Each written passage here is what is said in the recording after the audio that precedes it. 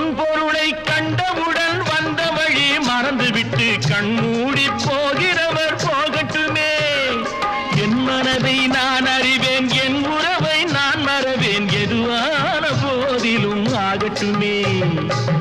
நன்றி மறவாத நல்ல மனம் போதும், என்றும் அதுவே என் மூலதனம் ஆகும்.